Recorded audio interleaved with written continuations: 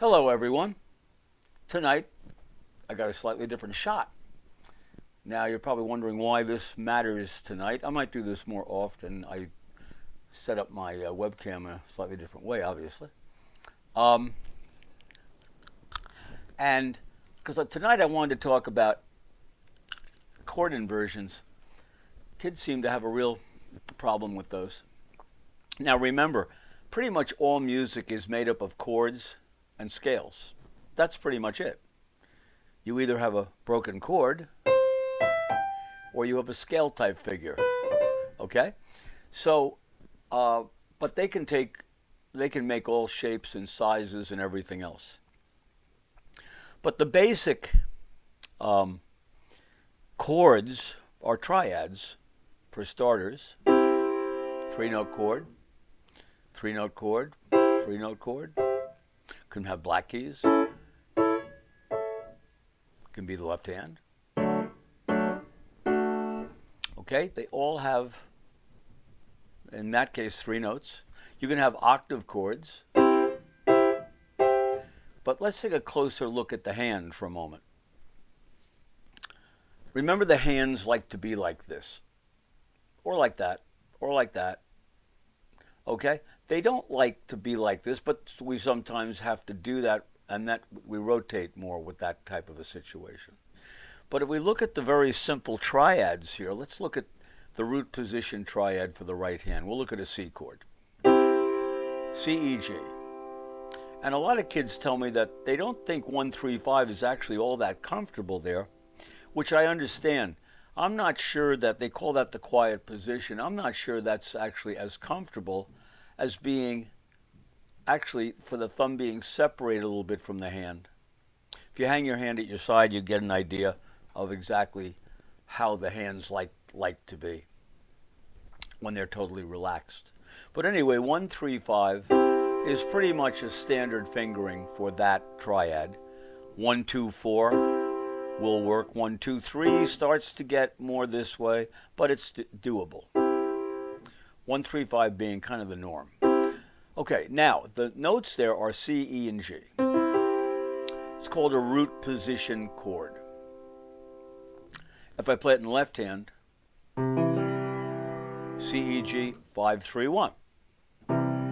1, 2, 4 works, 1, 2, 3 works, and for all practical purposes, 5, 3, 2 works in both hands. But 1, 3, 5 is like standard operating procedure, SOP. All right, now we take those same, that's called root position. Now if we do the C, E, G, and I leapfrog the C, and we end up on E, G, C, I have a lot of kids that will go like that. They want to use 3, but now that isn't letting the hand stay the way it wants to. Remember, the hand likes to be like this. So if we play the E and the C, and just do it with our hand relaxed, 2 is sitting on the G. If we do E, G, C in the left hand, play the E and the C, and let the hand stay the way it wants to, 3 is sitting on the G. That's the most natural finger. Right hand 2, left hand 3. All right, now if we go up another leapfrog and we move the E up an octave to here, we end up with the right hand with a G, C, E, same 3-note names. But again, we play the 6th, 3 is sitting on the C. We do the G and the E in the left hand, and you put your hand natural, 2 is sitting on the E. So when you play them together, you've got a 2 in the left, 3 in the right. And we go up one more leapfrog, we end up back in root position. So it's root position, first inversion, 3 and 2, second inversion, 2 and 3, and root position, 5, 3, 1. Both 3s. Okay.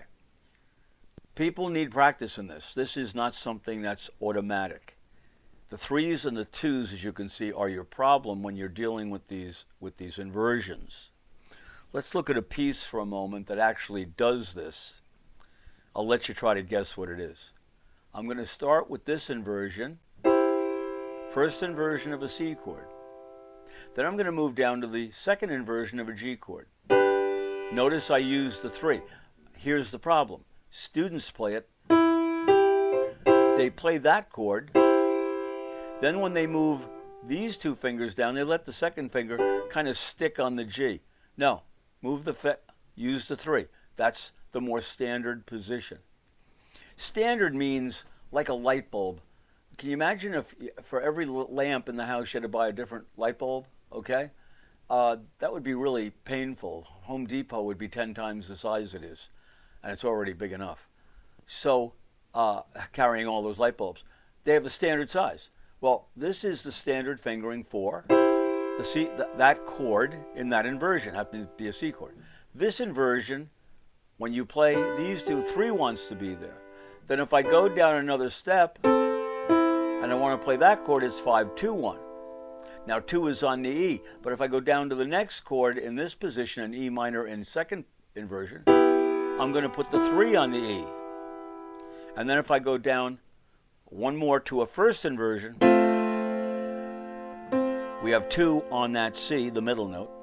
And then we're going to go to another second inversion of C major. 3.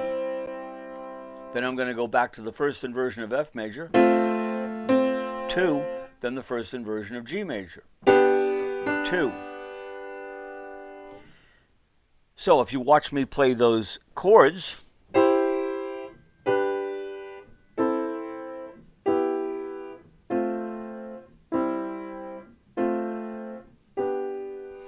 all first and second inversions. Now the piece, of course, some of you probably are going, oh, I know that. I think I know what piece that is. I'll play it. Watch my 2s and 3s here, okay, as I'm going down.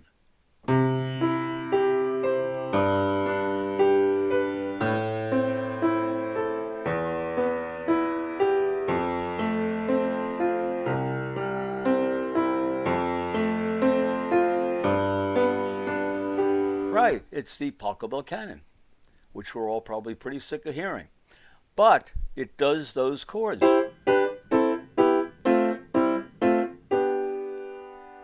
If my left hand had to play them, well, that would be maybe a different ball game. Well, it's a different ball game in that the 3 and 2s would swap off, like so. Here, I'll do it in the left hand.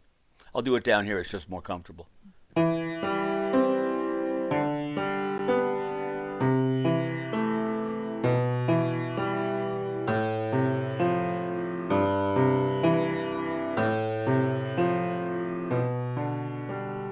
See it? Hand always looks comfortable because I'm using the hand pretty much is staying like that. If I move it here, if I move it here, if I move it here, watch, I'll move it here. Now I'll move it down.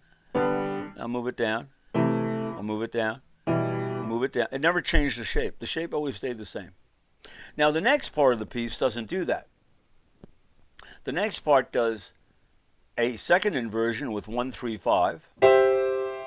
And then a root position with 1, 3, 5. So there, it's staying very consistent.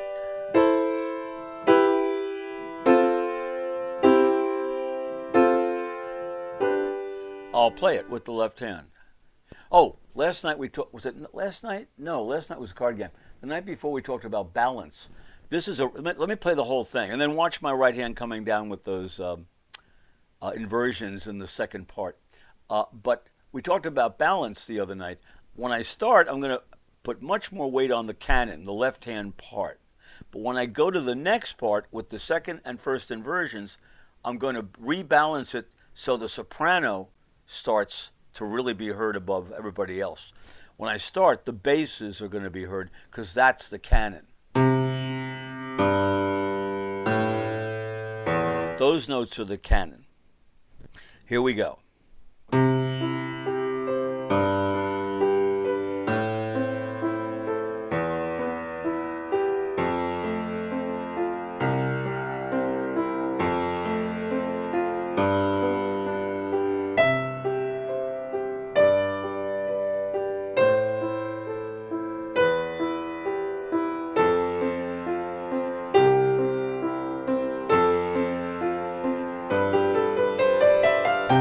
Okay, so There's your scale. Broken, all chords and scales. Okay?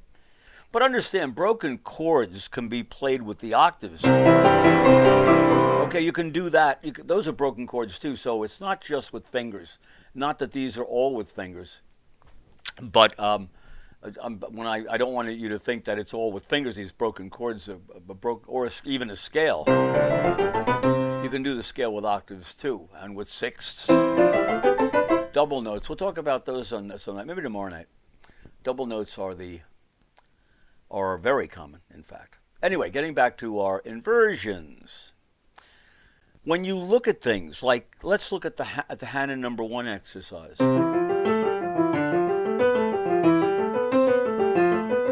He's playing around the first inversion, but because now normally the left hand would play 5-3. It would want to be there. This one's a little bit unnatural. He wants you to put the 4 there. So you're kind of playing that version. But because it's a scale, we really don't have the chord there. In Hanon number 2, he does play the chords. Which one is 2?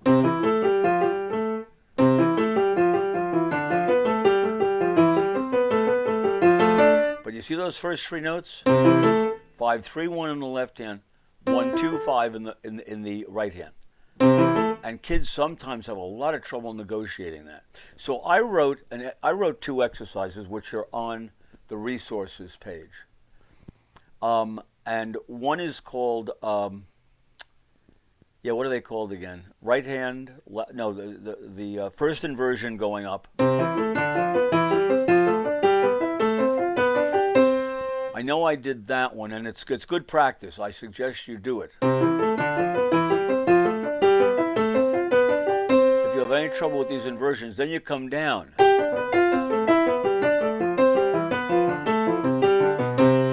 Okay? I forget precisely how I ended that. I doubt I ended there. I think I probably did that. But you get practice with those 2s and 3s. Now, the other one I did was the second inversion. That's with... But I think I started it on the G's. It just sounds better.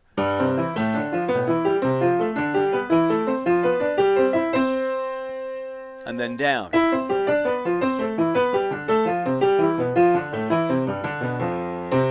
I think I may have done that. Whatever I did sounds good. But knowing that the second inversion, that has the 2 and 3, and the first inversion has the 3 and 2.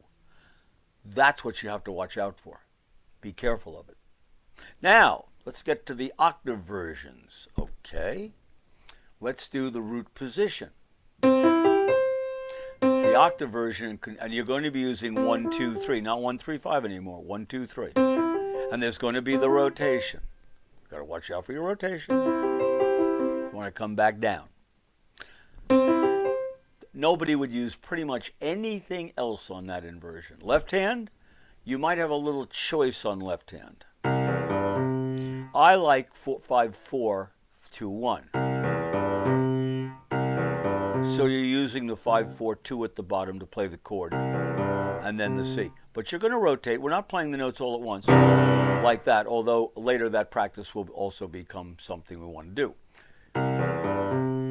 Now, when you move it up, when you move the other one up, we do the leapfrog. C, it's not the C that's going to go up. We already have a C. The E is going to go up, and we end up here. Now, this I have to talk about for a couple of seconds. That's going to use 4. You have no idea how many people want to use 3. They don't like that 4. And they just assume avoid it. But you're going to have a lot of trouble. You can maybe get away with it if your hand is big enough. But when you get into chords like this, that starts to stretch these guys out too much down here.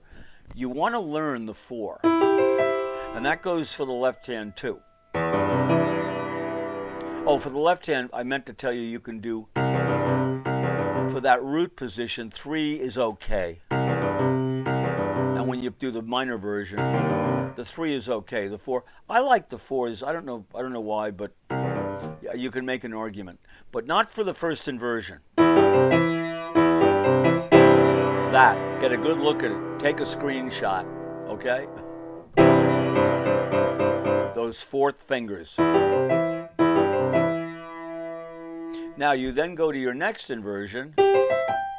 That would be G, C, E, G. Now in a minute I'll show you all this can be, applies to every chord. So there can be all kinds of chords. But you've got one, here again in the right hand, it could be 3, could be 4. Very often your decision is made by context. If I had to go, I like 4 better, but if I had to go like that, I might choose 3 to get my hand up higher for the next chord. That's a possibility. Context can make a difference in these cases. But that's pretty much the standard fingerings for the octaves. Now, I wrote some exercises for those. They are on PianoAt10.com resources for today, which is 6/16/20. Okay? And it'll say inversions. And I think I did something like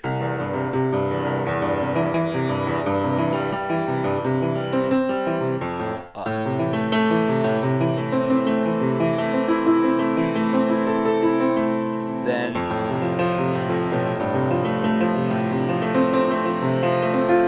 but you can repeat all of these. Then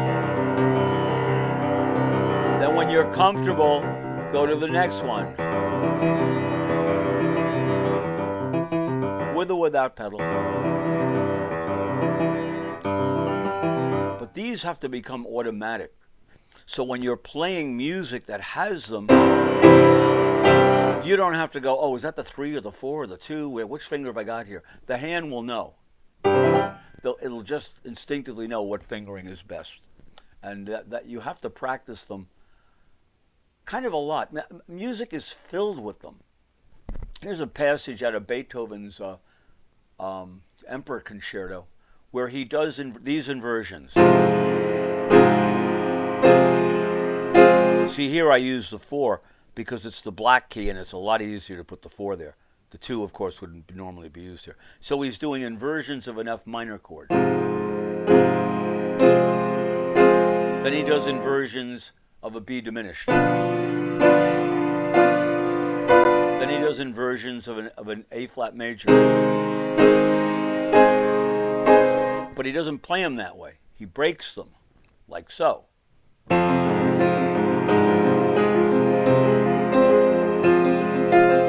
So you can see it's a little busier than that. And that's not the tempo. His tempo is more around here. So, kind of a wild thing.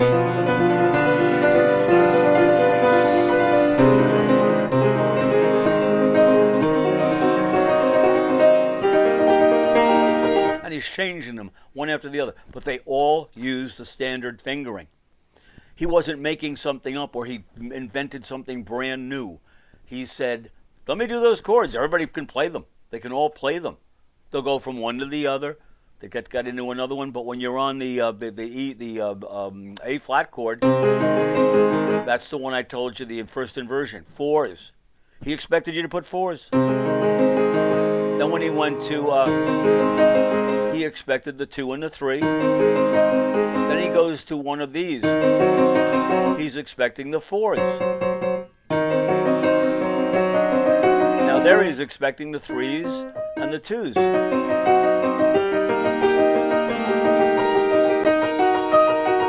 Oh, that's a fun one.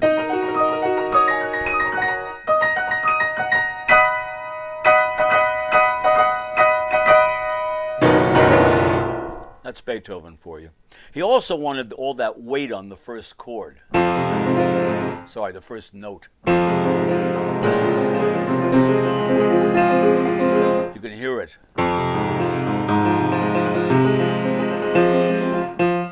Almost like a melody down there.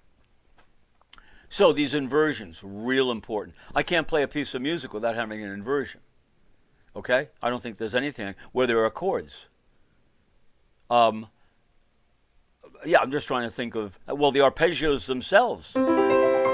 Those are the octave versions because you're playing octaves, 1, 2, 3. And your root position with octaves. Chopin's first prelude uses these octave position chords. I mean, 20th prelude.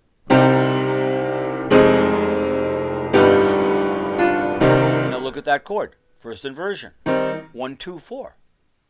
At one point, he actually gets the thumb to slip over and play 2 notes here. So there are variations of them, but basically, these are the lifeblood of broken chords. That's what they are. So go to the site PianoAt10.com, number 10, and go to resources, and you'll see the download for those exercises with inversions. All right. Good. I hope this straighten out. Get those 4s going on that second inversion. Get those 4s going. All right. I will see you tomorrow. And when words fail, music speaks.